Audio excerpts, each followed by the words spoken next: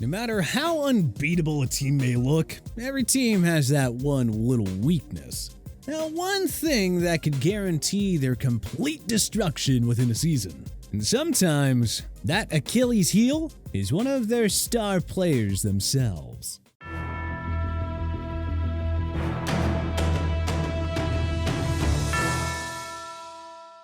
The NFL is not quite the star-driven league that the NBA is.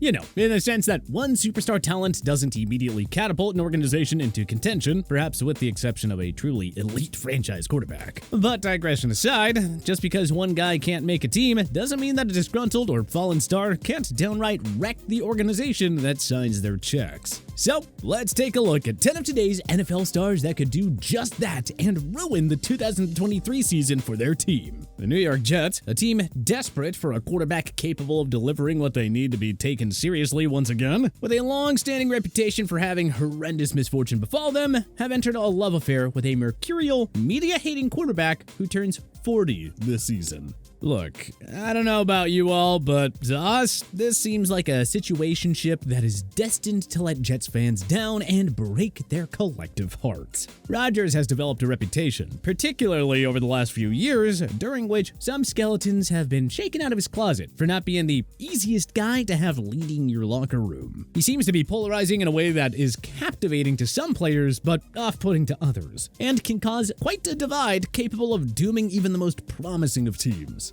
I mean, just think back to last year's Green Bay Packers team. Everyone and their mother had them as an early favorite to be contending for the Lombardi Trophy, but Rodgers and his head coach Matt LaFleur never really seemed to be on the same page, and that rift reverberated through the rest of the team. At this point, I wouldn't be surprised by anything with Rodgers. Maybe he comes to New York on a revenge tour and absolutely lights it up. It just seems like a real possibility, though, that instead he just comes in and butts head with the media. After provoking them with his strange comments, fights with teammates and or coaches, and as a result, the Jets yet again fail to play up to the potential of their roster. Sticking in New York, the Giants could face a similar fate once they finalize a new deal with their longtime running back Saquon Barkley. You see, when healthy, Barkley has proven that he is one of the league's best rushers. But, well, staying on the field has proven to be a serious challenge for the former Penn State standout. And even if he can stay on the field, we've also seen nagging injuries really take the wind out of his sails performance-wise. If and when the Giants find a way to retain Barkley, they're going to have to invest a decent chunk of change to do so, particularly considering the position Saquon plays. And if he can't bring the goods like he did last year, well, it could get pretty ugly in the Big Apple very quickly. Saquon isn't the only running back carrying the weight of their franchise on his shoulders, with a high chance of disaster looming. Tennessee Titans star Derrick Henry is perhaps the most integral non-quarterback to an offense in the entire league. And over the past few seasons, he's had one of the highest usage rates in the entire league. He's led the NFL in carries 3 out of the 4 years, with the one exception being 2021 when he missed half the year due to an injury that I suppose shouldn't be a huge surprise considering he was pacing well over 400 carries at the time he got hurt. With the quarterback position being such a question mark for the Titans heading into 2023, it is even more crucial that Henry is the superstar version of himself that we have all come to expect since he took over as the full-time starter in 2018. But at the age of 29, and with that crazy workload that he's endured over the past few years, there's a huge risk that the wheels fall off at some point during this year, and he either gets hurt or just regresses performance-wise, which we did see some indication of last year. And if that happens, even in an extremely mediocre AFC South, the Titans could be in big trouble.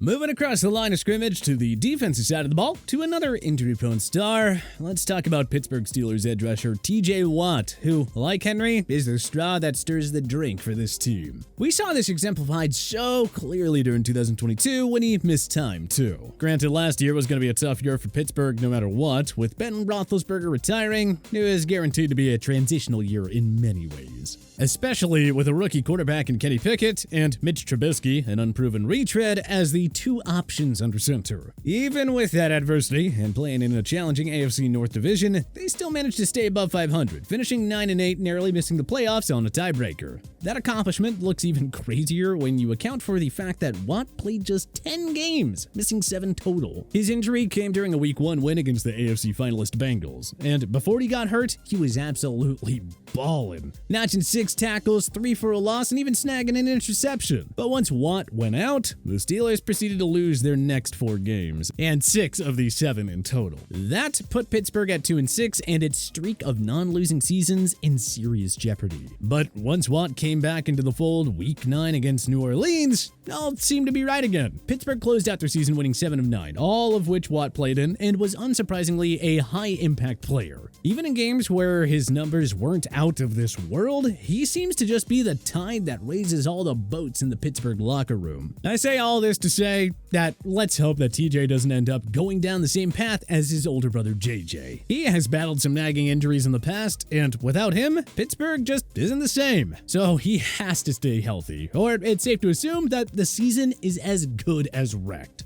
Sticking on the defensive side of the ball, let's talk about 2 other big-name pass rushers who hold quite a bit of power and influence on the outcome of their respective teams' seasons. First up, Joey Bosa. Bosa, like Watt, has been one of the best edge rushers in the game, pretty much since he broke into the league in 2016 at Ohio State. Also like Watt, he's had some issues with staying on the field. In fact, even more so than Watt, I'd say. And twice he's played less than 8, 7 in 2018 and 5 this past season. But Bosa's ability to wreck the season for Los Angeles isn't just related to his issues with injury. Perhaps even more concerning is his temper, and his propensity for committing some of the dumbest penalties we have seen when his emotions get the best of him. We even saw him do this in the most critical of moments during their backbreaking loss to the Jaguars during the playoffs when LA improbably squandered a 27-0 lead. The moment of truth came for Bosa late in the 4th quarter when Jacksonville notched another score to cut the deficit to just 4 points. Enraged, the defensive end removed his helmet and slammed it down on the ground. This marked his second unsportsmanlike conduct penalty of the game, and this one had game-altering implications because it allowed Jacksonville to attempt a 2-point conversion from the 1-yard line rather than 2, which they likely wouldn't have even attempted anyway, instead settling for the PAT like normal. But Doug Peterson sensed an opportunity and went for it, and more importantly, the Jags converted, making it a 2-point game, and setting kicker Riley Patterson for a game-winning attempt after a big stop from the Jacksonville D. And thus, Chargers fans have 2 things to worry about when it comes to Joey Bosa not endangering another year of them having a stud quarterback and Justin Herbert under center on a rookie deal. The man needs to stay on the field, and when he is on it, well, let's just hope that he can keep his cool. In many ways, this is similar to our last defensive player on this list, Chase Young. Washington's young defensive lineman looked like he was on his way to stardom in 2020 when he cruised to Defensive Rookie of the Year honors, playing 15 of 16 games and terrorizing opposing quarterbacks and offensive coordinators alike. But he has really fallen off in the time since. He played just 12 games in the last 2 seasons, and even worse, his attitude flipped entirely. He seems unhappy and somewhat disinterested in Washington, and now that the team hasn't picked up his 5th-year option, I'm sure that tension will only be raised this season. Now, Young is headed into a contract year, so maybe he does decide to re-engage and ball out. If for the paycheck, then nothing else. But this is the Washington, now Commanders, that we're talking about. And things do not tend to bounce their way. And there is also a real possibility that Young's attitude sours further and bad goes to worse for him and the Commanders. Washington has some promise in 2023. They have a young, solid team, but the idea of a star player like Young going full malcontent should make it all the more concerning. With his influence, he is more than capable of destroying a season by splintering the locker room. Moving on, let's stay in the great DMV area and talk about the latest star caliber addition to the Baltimore Ravens, Odell Beckham Jr. OBJ is an immensely talented wide receiver, but he's kinda like the Kyrie Irving of the NFL. Everywhere he goes, he seems to leave the organization in flames on his way out. I mean, I'm sure everyone remembers those crazy outbursts during the end of his time with the New York Giants, and it got so bad in Cleveland that he basically ruined not just the season, but also their first overall pick, Baker Mayfield's confidence. The only time it has been peaceful for Beckham was in LA, but that was more to do with him playing only a handful of games for them than anything having progressed in his personality. Sure, he is excited to be joining up with Lamar in Baltimore for the moment, But, I mean, come on. Let's see how this all ends up shaking out. Let's just say I would not be stunned to see things fall apart for the Ravens very fast. With the run-heavy offense that Baltimore will likely run to take advantage of their personnel, OBJ might just get a handful of targets most weeks. Is that going to be enough to keep him satisfied? I don't know, but it seems unlikely.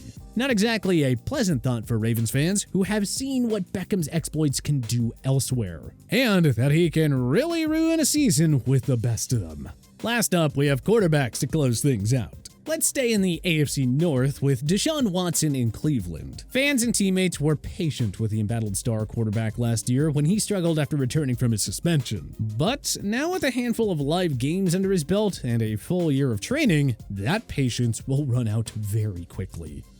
Provided that he continues to flounder. After all, he is on a preposterous, fully guaranteed mammoth of a contract, and everyone is already tired of compromising their moral compass by playing with him or watching him. People will turn on him so fast that neither he nor the Browns will know what hit him, and yet another Brown season will be down the toilet. Just like the Denver Broncos season will be if their big-name quarterback with an albatross contract can't find a way to step it up. Year one in the Mile High City went just about as poorly as it possibly could have for Russell Wilson. He alienated himself from his teammates, was made a laughingstock in the media, and played some downright horrendous football. I mean, the Broncos had a defense that was Super Bowl ready and some legit players on offense around him. All he needed to do was be average and they could have walked into the postseason. But he was embarrassingly bad, and without significant improvement, the media and his teammates could turn on him entirely. Something that would be catastrophic for the Broncos' 2023 hopes. And last up, we have Cowboys quarterback Dak Prescott, who, let's face it, is just coming off a 2022 season that he wrecked for Dallas. He threw 15 interceptions during the regular season in just 11 games. And to make matters worse, he didn't put up the same kind of passing numbers that he has in the past. But even with his attempts at sabotage, Dallas managed to continue to find ways to win games and qualify for the playoffs, where Prescott found new levels to stink. During the divisional round, he notched his 6th multi-interception game of the year, tossing 2 INTs and accumulating just 206 yards as the 49ers stomped out Dallas. If Prescott continues to perform like that, well, Dallas has no shot in 2023. But which NFL star do you think is the most likely to wreck their team in 2023? Was there anyone that we missed? Let us know in the comment section below. If you like this video and learned a thing or two, clicking the like button helps out a ton. And hey, we appreciate it. If this is your first time coming around to TPS though, subscribing is a great idea because we put out videos like this every single day. But as always, thanks for watching and we'll see you guys next time.